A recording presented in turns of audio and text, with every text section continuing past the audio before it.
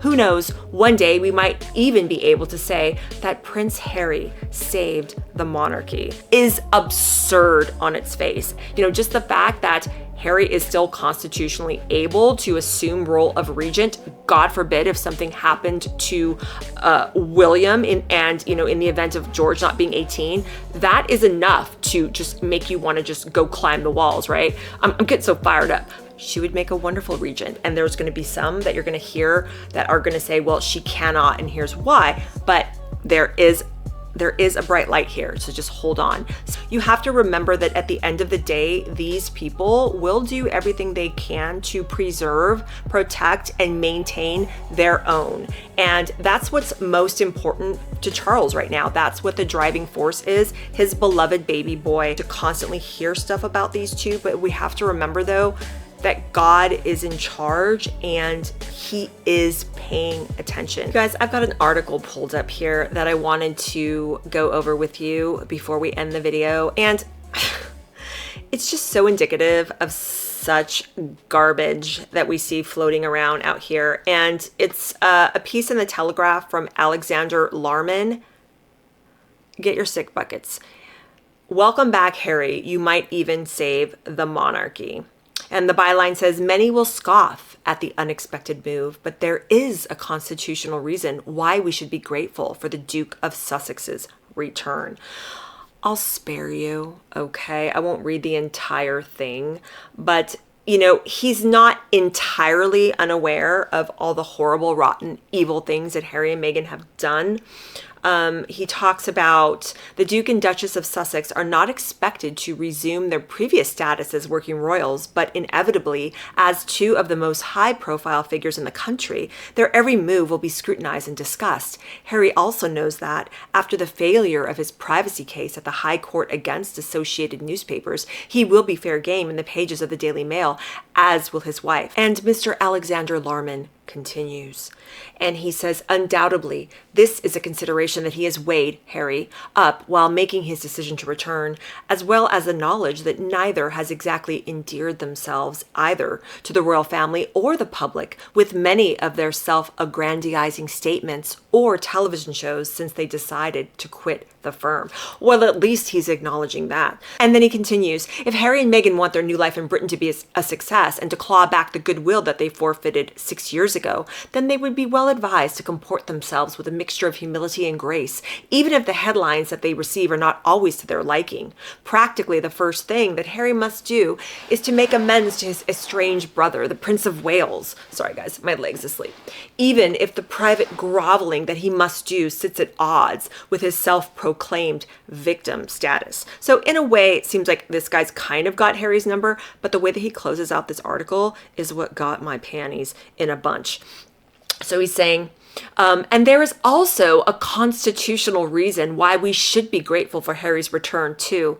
The Regency Act of 1937 dictates that in the event of the heir to the throne being a minor, the person closest in line over the age of 21 who is permanently domiciled in Britain should become regent until they come of age.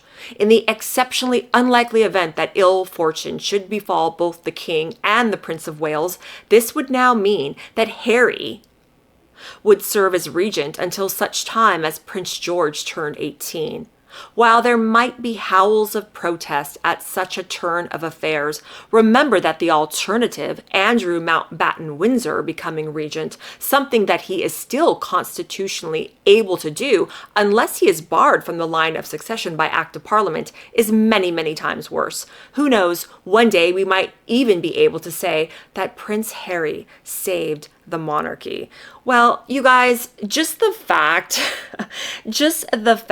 okay, that Andrew Mountbatten Windsor and Harry are still in positions to become regents is absurd on its face. And why Charles hasn't, constitutionally removed, at the very least, Andrew, boggles the mind, but it does give you some insight into the mind of the man that is king, the weak mind. Unfortunately, I do think Charles means well, but he's not behaving like a king. He's behaving like a softy grandfather who is allowing his son to manipulate him. But I did come across something in my research after I read the end of that article, and I was just like spitting nails, and it's actually really good because yes, the thought of Harry now being permanently domiciled in the UK not only will probably afford him a lot more taxpayer funded security, which I think was also a big driving force for this move, because he wants what he wants and he's going to get it if he is residing in the UK and spending the majority of his time there. But just the fact that Harry is still constitutionally able to assume role of regent. God forbid if something happened to William in the event of George not being 18, that is enough to just make you want to just go climb the walls, right? I'm getting so fired up. But I did find something that's going to ease your mind, because it definitely eased mine. So that Regency Act of 1937 that columnist Alexander Larman was talking about, this is what the law actually says, and I'm looking at my notes. The Regency Act of 1937 explicitly states that if a monarch ascends the throne under the age of 18, the regent automatically becomes the next adult over the age of 21 in the line of succession who is permanently domiciled in the UK. And right now, that person is Prince Harold of the realm, okay? And some people are like, well, what about Catherine? What about Princess Catherine? She would make a wonderful regent. And there's going to be some that you're going to hear that are going to say, well, she cannot, and here's why. But there is a bright light here, so just hold on. So because Catherine is not in the line of succession, because she's a royal spouse, not a blood royal, she is legally disqualified from serving as regent, as the law does state in the Regent Act of 1937 that I just read you. Now, when Harry lived in California, remember, he was disqualified officially because he wasn't permanently domiciled in the UK, but now that he is, he legally reactivates his eligibility to become regent if those conditions are met that we've just gone over. Now, in my mind, I'm like, heck to the no, Catherine, right? And there's going to be people, again, that are going to say, well, according to the letter of the law, she can't do it. But here is where that is not entirely true. And there has been precedents for other people other than the next person who is constitutionally able to step up, like a herald. So in 1840, Parliament passed a unique one-off Regency Act whenever a crisis arose. And one of those crises was in 1840, when a young Queen Victoria was expecting her first child, and Parliament passed a specific bill naming her husband, Prince Albert, as the sole regent if she died in childbirth. And he wasn't the blood royal, he was the spouse. He was a German cousin, an aristocrat, right? But more importantly, and here's the kicker, in 1953, Queen Elizabeth II explicitly requested an amendment to this law, the Regency Act of 1937. And at the time, if she had died while Prince Charles was still under the age of 18, then the regency would automatically pass to her sister Margaret. However, in 1953, the Queen successfully petitioned Parliament to pass the Regency Act of 1953. And that decreed that if Charles became king as a minor, his father, Prince Philip, would step in as the regent instead of Margaret. So there is precedence if something tragic were to happen today. So many of us I know that follow the royals and know about this kind of stuff. That is one of the things that lurks in the back of our minds, kind of like Michael Myers lurking in the shadows on Halloween night. You're like, no, what the heck? So we just have to remember that if a tragedy did occur and William became king before turning 18 in July 2031, remember that Prince Harry technically, as of right now, is no longer a working royal. Yes, but even if he was, you better believe that Parliament would act swiftly, because public sentiment is so deeply divided over members of the royal family like Andrew, like Harry, that the government would not allow a situation to even occur that would allow him to control everything. That is my opinion. And I think that based on this exact precedent that her late great Majesty Queen Elizabeth II set in 1953, that's exactly what I think would happen if a new crisis arose. So if something happened to William, I do pray to God and hope and pray that Parliament, and I do think that they would, given public sentiment around Harry and Meghan, I do think that they would rewrite the statute, get in there and get it on paper to explicitly state that Catherine, the Princess of Wales, or potentially, don't forget, there's also Edward or Anne, if she would still be alive, they would name one of those three as the official regent, stripping Harry of the role regardless of where he's living or what his status is, whether it's part-time working, full-time working, or not at the time. Something to ease your mind through all of this. I know it's rough. It is a rough pill to swallow, but you guys, this is just life. Thus is life. You know, these things are going to happen, especially when you're dealing with people of great wealth, of great privilege, and soft power, like Harry and Meghan, like Charles, like the royal family. You have to remember that at the end of the day, these people will do everything they can to preserve, protect, and maintain their own. And that's what's most important to Charles right now. That's what the driving force is, his beloved baby boy. However, I hope that you took a little bit of, reprieve in the idea that because the public really doesn't like these two, hopefully the way that the political winds would be, waving at the time, that they wouldn't allow this man to step in and become regent if there was a crisis going on in the monarchy. Like I said, you guys, a really, really rough pill to swallow. And it's hard, especially when you feel like as a person in just your normal day-to-day life, you're doing everything you can to be a good, honest, upright person. And you're looking at situations like what we're seeing involving Harry and Meghan. And it's so hard not to get worked up and to get riled and think to yourself, why is this happening? Why does it always seem like the wicked prosper no matter what? I mean, it can be infuriating. And it is hard, but that's just when we have to. I mean, I don't care if I sound naive in saying this, but as a Catholic Christian, I have to. It's at times like this when it's so frustrating and infuriating when you see people like them out there and it seems like they're prospering and it seems like they're winning and it seems like they're falling into crap and coming up smelling like a rose again time after time. At that point, more than ever, you just have to really just focus inward and just try to be the best that you can be. You know what I mean? Look at Harry, look at Meghan as foils to your own life. Like, what do they do that's horrible and rotten that we sometimes do in our own lives? And how can we look at them as a model of what not to do, of how not to act? Because at the end of the day, they're going to do what they're going to do.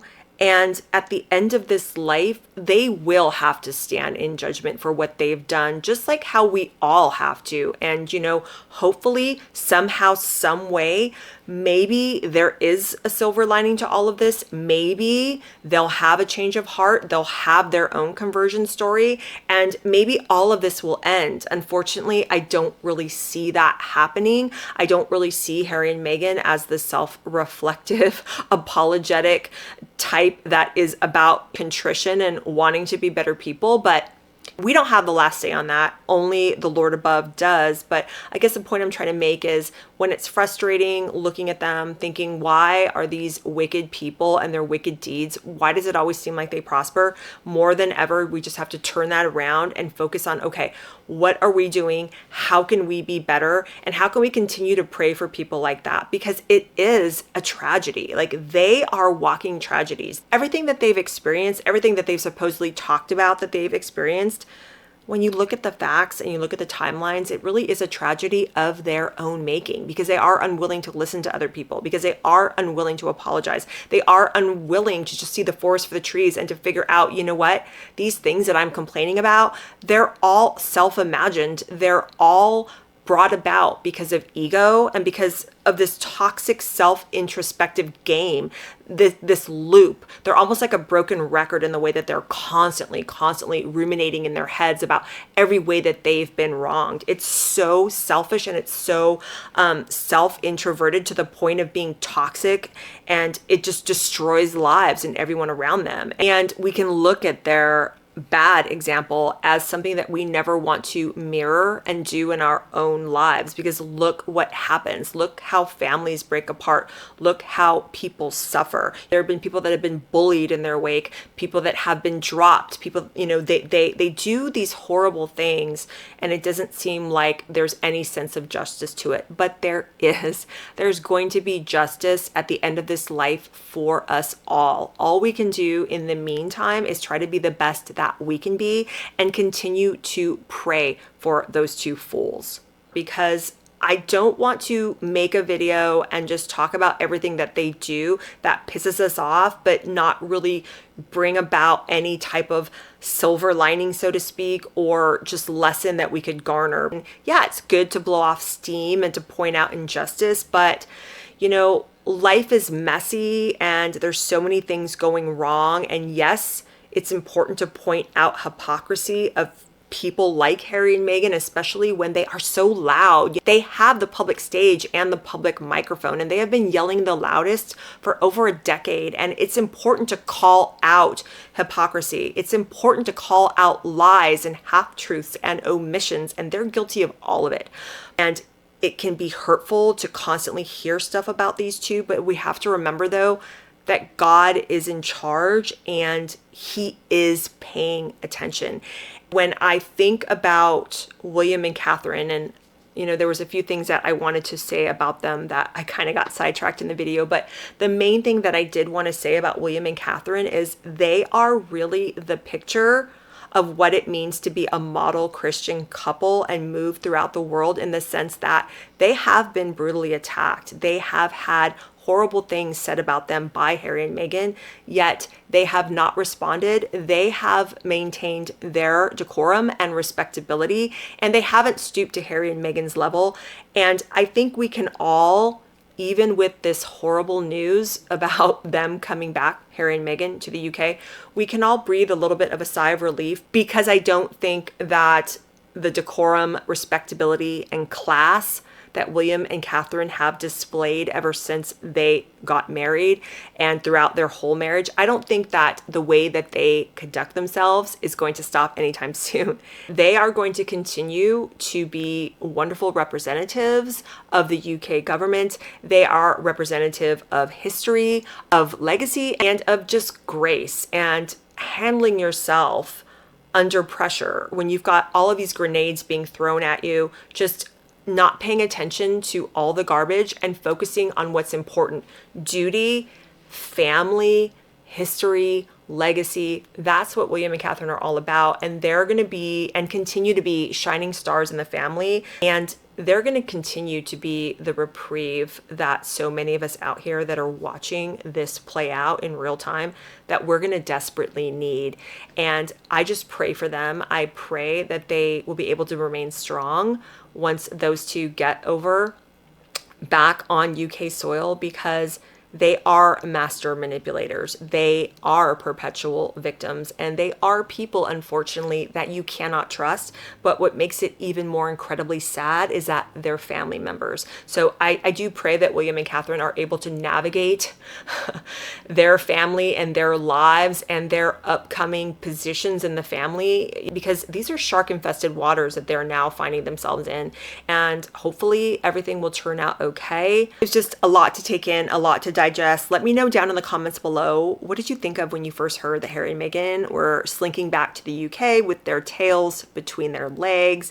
What did you think of? For me, it was just thinking about Meghan in her, the next iteration she's going to have of the poop hat, how she's going to show up, flashing the veneers, insinuating herself. Did you think that Charles knew about this way before this past Sunday? I definitely believe that he knew. Definitely believe that this plan was starting to get ironed out last month when Harry and Meghan made their little trip to the UK. I definitely think that Harry was basically grooming his dad for this decision, probably even as far out as last fall when he met with his dad. And what do you think about the whole William and Catherine element to all of this? How do you think that they are going to deal with this news? Do you think that they're going to keep Harry and Meghan at a respectable arm's length and just be gracious and invite them to, big things and main events? I think they will. I do think that William, being the smart man that he is going to approach Harry and Meghan with a Michael Corleone of the Godfather type mindset. Keep your friends close, but your enemies closer. And it's really sad to have to even say that, to characterize Harry, his own brother, as an enemy. But unfortunately, Harry's behavior, best indicator of future behavior is past behavior. And Harry has proven himself to be a traitor and an enemy to his brother and to his brother's future reign. Harry threw his brother under the bus, make no mistake about it. So I do think that William is going to be smart about his dealings with Harry, but just let me know what you guys think about that down in the comments below.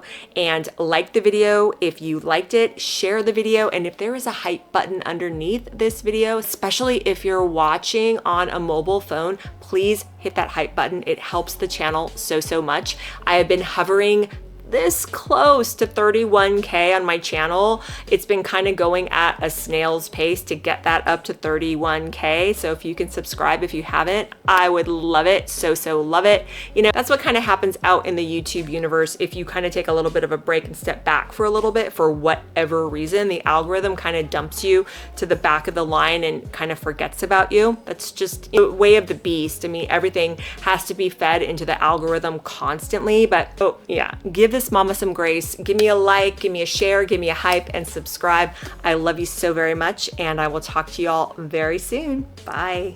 I can't see a world in which I would be bringing my wife and children back to the UK at this point. We are on the Freedom Flight. Boo!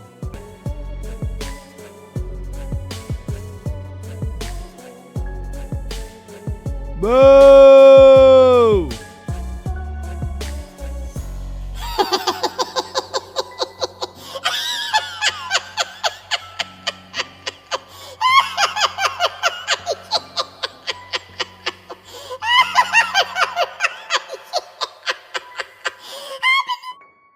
Boo!